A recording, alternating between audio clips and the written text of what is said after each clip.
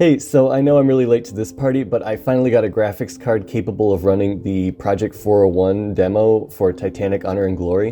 And it looks great, mainly because of all these amazing global illumination passes they were able to bake in. But the version I downloaded came in with pretty much no post effects. And for me, anything without post effects just looks unfinished. So what I ended up doing is downloading ReShade and tweaking a bunch of the effects to make it as cinematic as possible. So here it is raw, and now here it is with the ReShade effects applied. And here it is again, raw and with the effects applied. And to me this looks a whole lot better. Basically simulating what it would look like if the render were passed through a physical lens. Here, I'll pull up the interface and you can see what I'm doing specifically.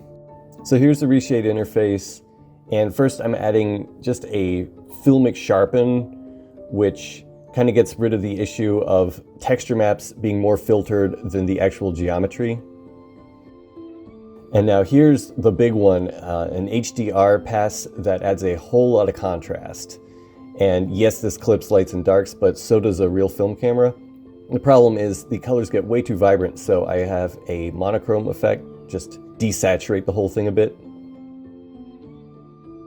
And then a subtle film grain to reduce banding.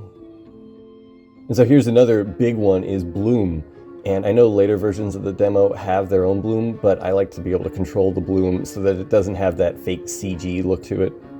And finally, just letterboxing to give it that real anamorphic cinematic look. And unfortunately, I couldn't get ReShade's depth buffer to work with Unreal Engine, so sadly there's no depth of field, which I think would have been the final element to make this feel completely photorealistic.